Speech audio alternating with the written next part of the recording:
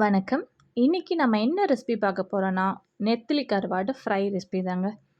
எல்லாருக்கும் ரொம்ப பிடிக்கும். ஆனா, இந்த நெத்திலி கருவாடு குட்டி குட்டியா இருக்கிறதுனால, அத கிளீன் பண்றது கஷ்டம் அப்படின்னு சொல்லிட்டு நெறைய பேர் செய்ய மாட்டாங்க.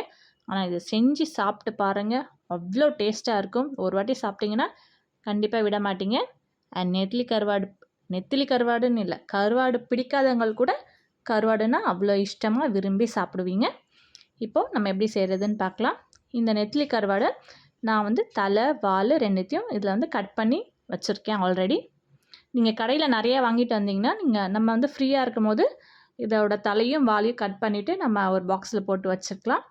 அதுக்கப்புறம் நம்ம எப்போ செய்கிறோமோ அப்போ எடுத்து நம்ம நல்லா வாஷ் பண்ணிவிட்டு, அது உள்ளே இருக்க நல்லா அழுக்கெல்லாம் இருக்கும், அதெல்லாம் க்ளீன் பண்ணிவிட்டு செஞ்சுக்கலாம். தலை வாலை க்ளீன் பண்ணி வச்சிட்டிங்கன்னா உங்களுக்கு செய்யும் போது ஈஸியாக இருக்கும். இப்போ பார்த்திங்கன்னா, நான் ஆல்ரெடி தலையும் வாலையும் கட் பண்ணி வச்சுருந்தேன். இப்போ அந்த நெத்திலி கருவாடை தண்ணியில் போட்டால், இந்த பாருங்கள், அது உள்ள குடல் இருக்கும். அப்படி பிளாக் கலரில் தெரியுது பார்த்தீங்களா? நீங்கள் அது அப்படி காஞ்சி இருக்கும். அது அப்போ நம்மளால் எடுக்க முடியாது. ஸோ தண்ணியில் போட்டுக்கிட்டிங்கன்னா இந்த மாதிரி அது கொஞ்சம் ஊறிடும். ஸோ நமக்கு அது எடுக்கும் போது ஈஸியாக வந்துடும், டக்குன்னு ரிமூவ் ஆகிடும். இந்த பாருங்கள், இன்னொன்று கூட எடுத்து காட்டுறேன். லைட்டாக ஓப்பன் பண்ணிங்கன்னா அதில் சின்னதாக வரும் பார்த்தீங்களா? இது அந்த குடல் பிளாக் கலரில். அதை ரிமூவ் பண்ணிடுங்க. அவ்வளோதான், எடுத்தாச்சு. இப்போ இதுலேயே ஒரு சில நெத்திலி கருவாட்டில் இது மேலே செதில் இருக்கும். எல்லாத்துலேயும் இருக்குன்னு சொல்ல முடியாது. இதோ பாருங்கள், இப்போ இந்த கருவாடில் செதில் வருது பாருங்கள். லைட்டாக நான் அப்படி சுரண்டி காட்டுறேன், செதில் வருது தெரியுதா? ஸோ முடிஞ்ச வரைக்கும் இதையும் நம்ம எடுத்துடலாம். லைட்டாக அப்படி சுரண்டிங்கன்னா வந்துடும். இல்லைன்னா தண்ணியில் கொஞ்சம் நேரம் ஊற போட்டு நல்லா அலசினீங்கன்னா அது வந்துடும். செதில் சரியாக தெரியுதா என்னன்னு எனக்கு தெரியல. பட் ஆனால் எல்லாத்துலேயும் இருக்காது, ஒரு சில கருவாட்டில் இருக்கும். அதை நீங்கள் நல்லா பார்த்து க்ளீன் பண்ணி எடுத்துக்கோங்க. இப்போ பார்த்திங்களா, நல்லா நான் வாஷ் பண்ணியாச்சு. ஒரு 6 to 7 டைம் வரைக்கும் நான் வாஷ் பண்ணிட்டேன்.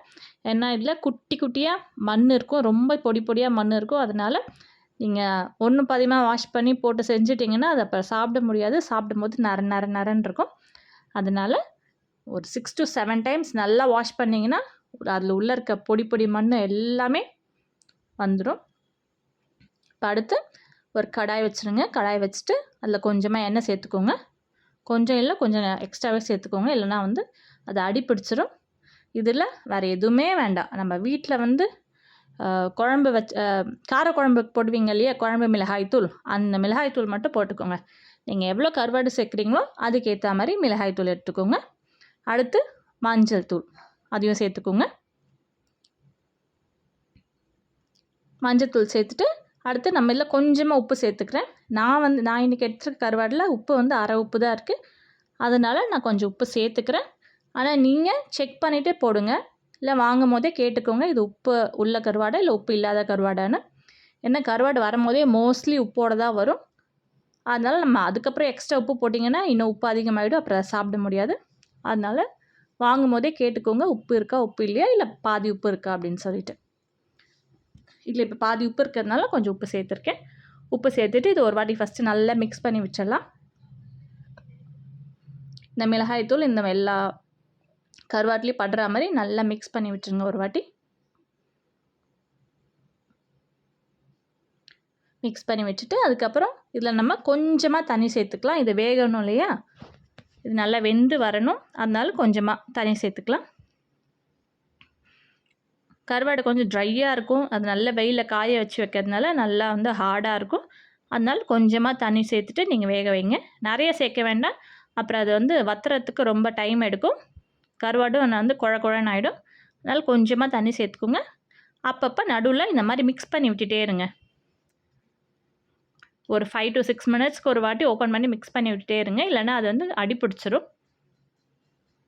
பார்த்திங்களா, அந்த சைட்லலாம் அடி பிடிக்குது. அதனால் அப்பப்போ ஓப்பன் பண்ணி மிக்ஸ் பண்ணி விட்டுட்டே இருங்க. இப்போ நல்லா இது குக் ஆகி வரும்போது லாஸ்ட்டாக நம்ம இதில் மிளகுத்தூள் சேர்க்க போகிறோம். ஃபஸ்ட்டு சேர்க்க வேண்டாம், லாஸ்ட்டாக மிளகுத்தூள் சேருங்க.